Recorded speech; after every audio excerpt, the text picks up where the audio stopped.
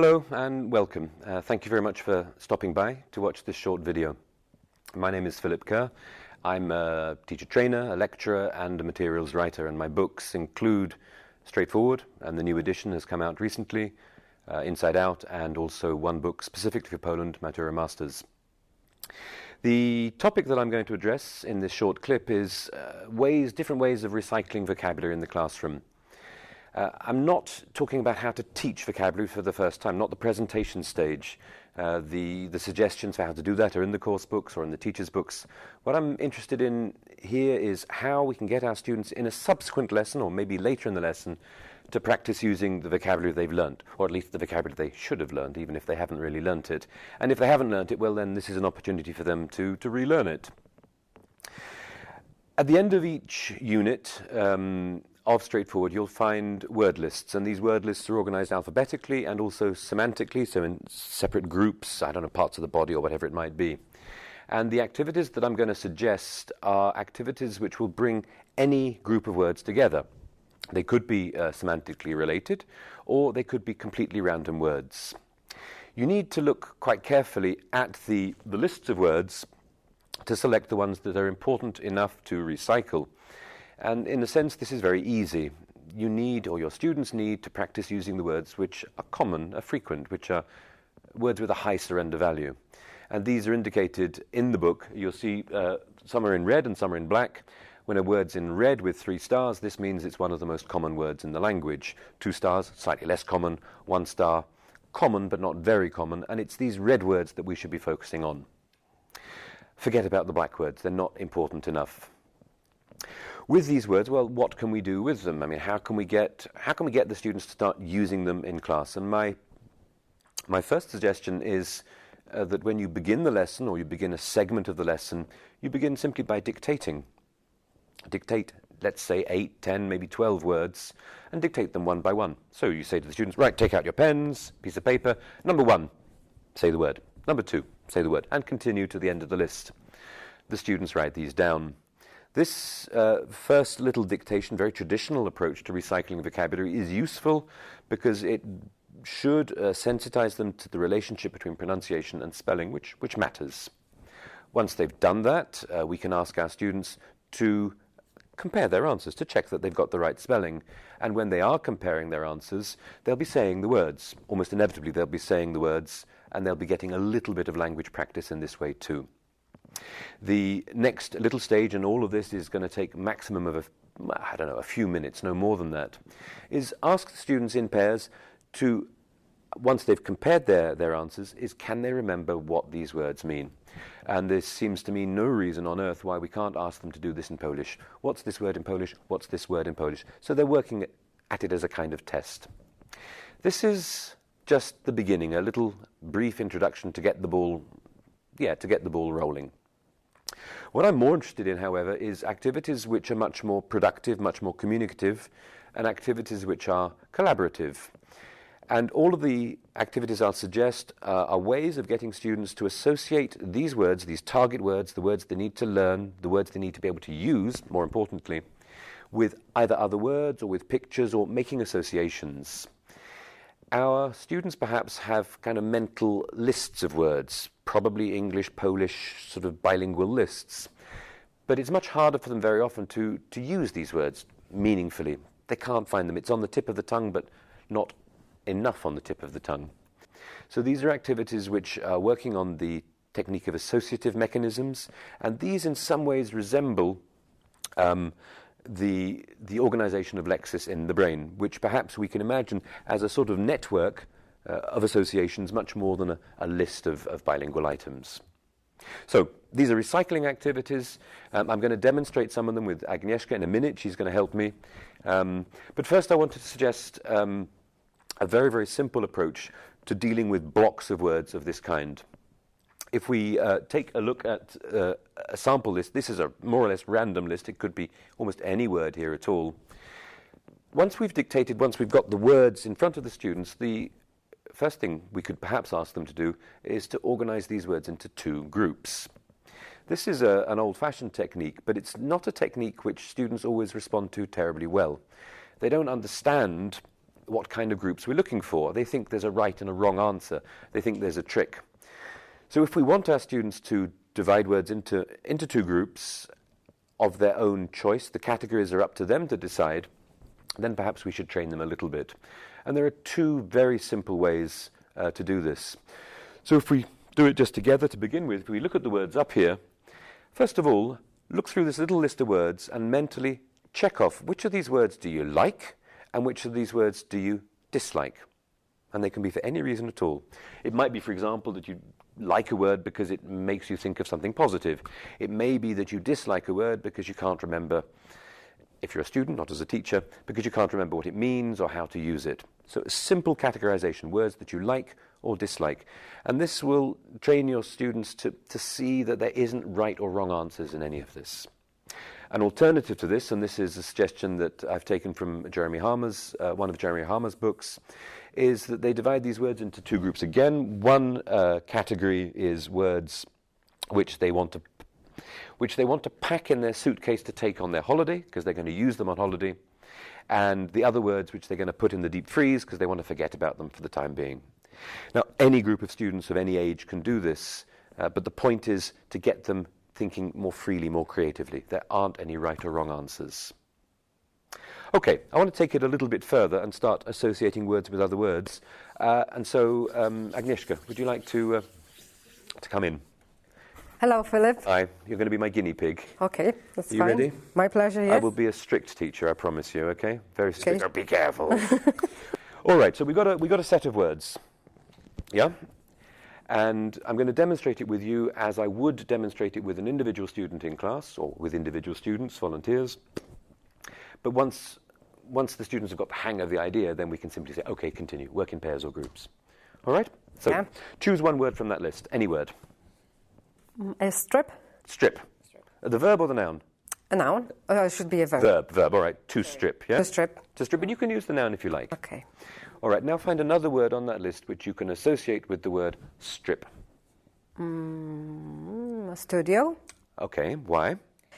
Because an actress came to the studio and stripped off her clothes. Right, okay. What kind of film are we talking about? I'm not sure. It's just Fine, we won't look at that anymore.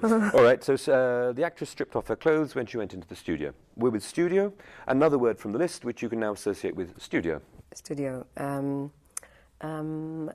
Statement. Okay. The studio hasn't published its tax statement yet. The studio hasn't published its tax statement yet. All right, fine. Okay, right, so it's a legal studio. Yeah. All right, statement. Now another word from the list. Thief. Okay, why? Because a thief came to my house and stole a tax statement. All right, and then we can continue. So we're now on thief, and we can carry on going through the list. We've got, 8 or 10 words or something like that here. We could do this with a much bigger list if we wanted to. You getting the hang of it? Yeah, it's not complicated. It's fun. Yeah. So once I've set it up, then I'll simply say to the student, right, in pairs, continue. 2, 2, 2, or 3, 3, 3, continue. And my job as a teacher is simply to monitor what's going on, to check they've got the right ideas. The more fun they're having, the stranger the ideas they come up with, the better. So your idea of the actress stripping off in the studio is probably quite a memorable one for some of the boys in the class. Yeah. And they're going to remember it better because of that. All right? Yes. Simple one to begin with. All right, now we'll push it a little bit further. What was the first word we took? Strip. Strip. All right, and you associated strip with studio, with the actress. Actress. Yeah. All right, now this time we'll stay with the word strip.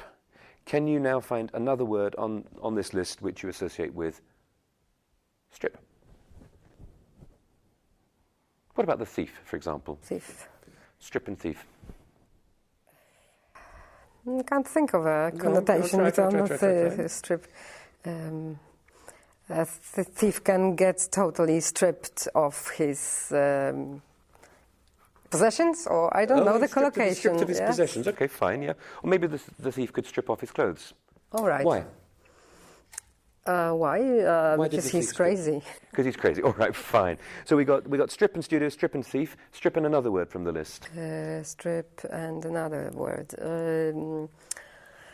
Victim, Okay, why? because I was a victim of a thief who came and stripped off his clothes. I thought you were going to say he stripped off your... All right, and we can then simply continue in the same way. So with one word, we can follow to a next, and then to the next, and to the next, or we can force the students to take one word and then find associations with all of the different words on the list. This is not always easy, No. and it's certainly not easy when there's a camera looking at you or a teacher kind of, leaning over like that. You need to be relaxed. The classroom has to be relaxed. So when you're doing this in class, if at all possible, get the more confident students to demonstrate it first. Those who are not scared of making a little bit of a fool of themselves, those who are considered maybe the class clown, there's a joker in the class, get them to demonstrate first, and then when you as a teacher say, yes, very good, then the others will understand there's nothing threatening. All right, great, thank you very much. Thank you. I'll ask you to come back in a minute or two to help me with some more. Okay. Thanks a lot for the moment. Thanks. Okay, well, so far what I've been looking at is I've been looking at ways of getting our students to associate words with other words. This is rich linguistically, but perhaps in terms of the imaginative challenge, it's not always so easy for everybody to work with words and words.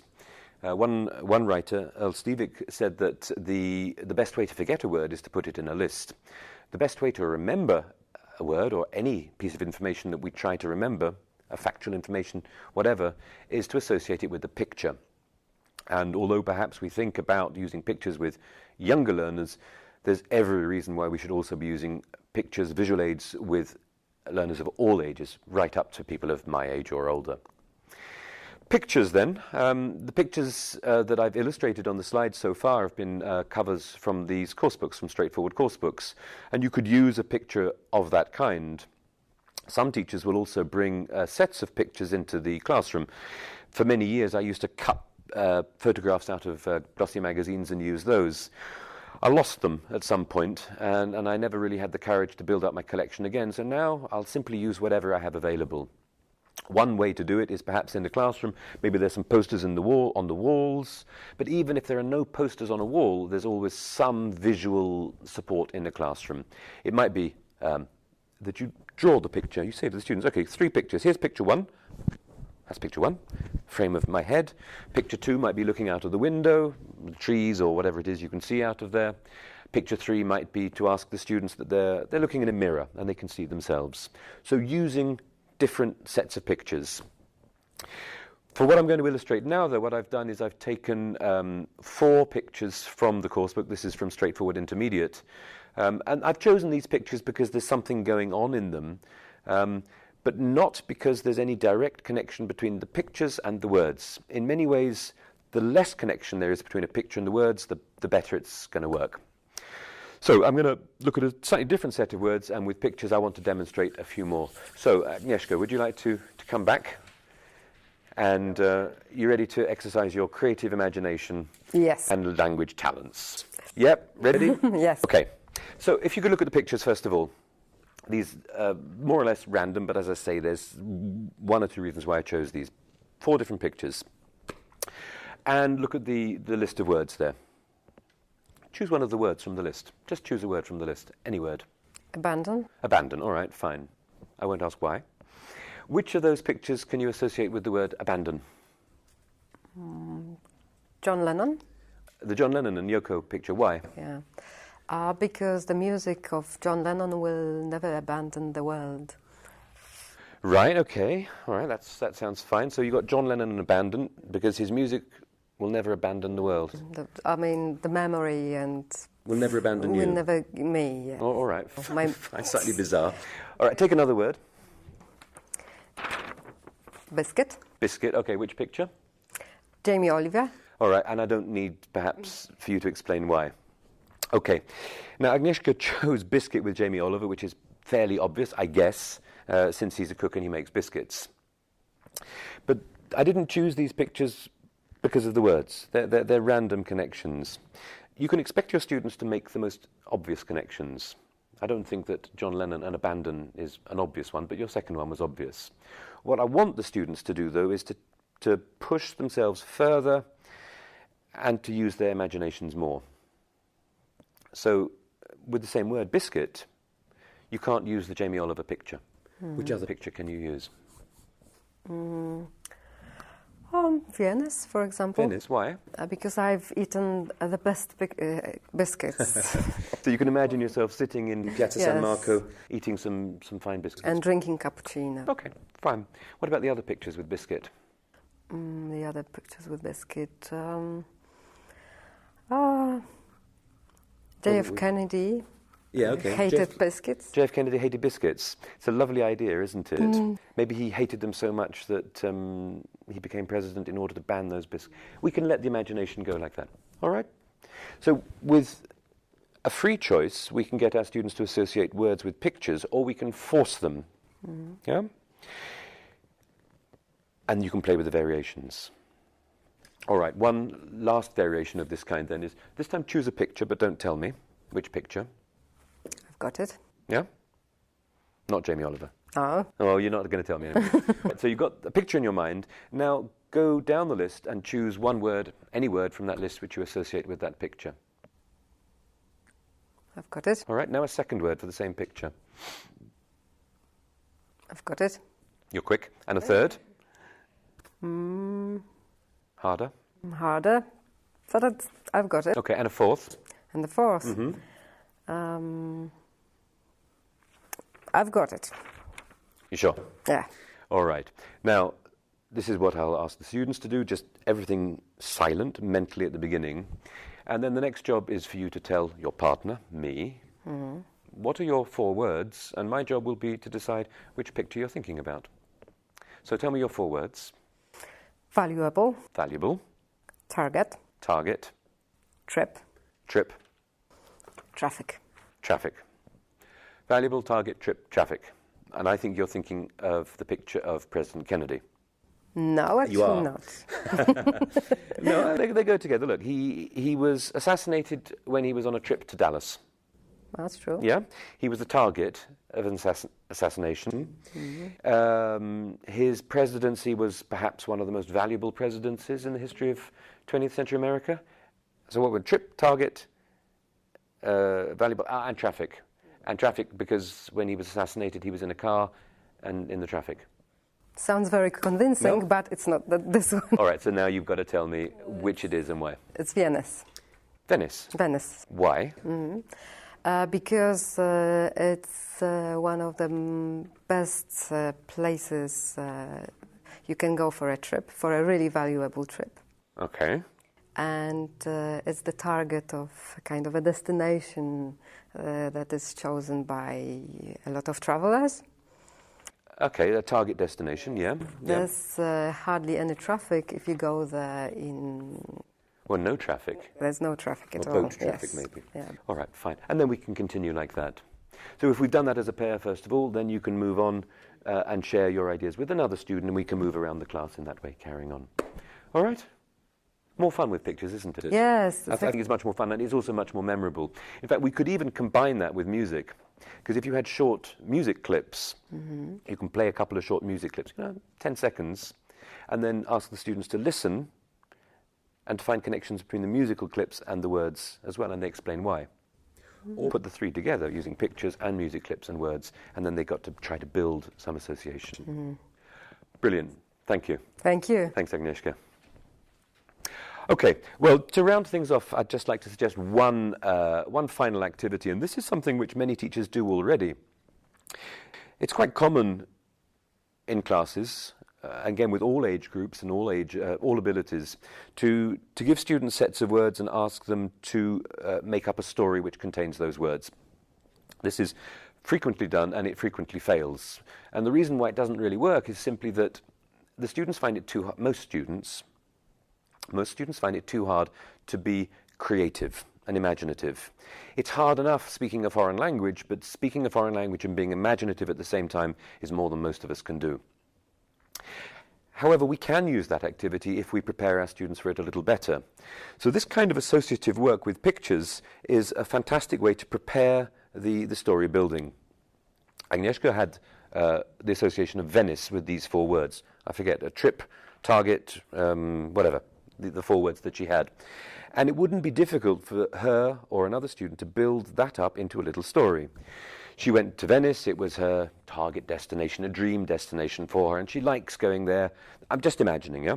She likes going there because there's no traffic and it's quiet and peaceful, etc. And she sits there on Piazza San Marco and she eats biscuits.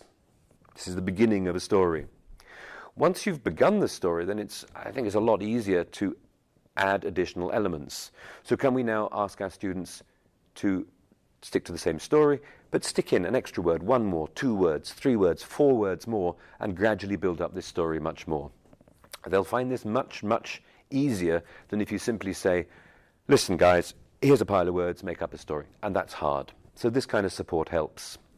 Once you've done it too, and let's say that students are doing this in pairs or small groups, we can capitalize on the work they've done, maximize the value of it, by then passing that around. So if we had, I don't know, a class of 15 or 16, maybe 5 groups, 4 groups, 1 group over here, 1 here, 1 here, 1 here, we could take one student from this group, ask them to get up and join another group.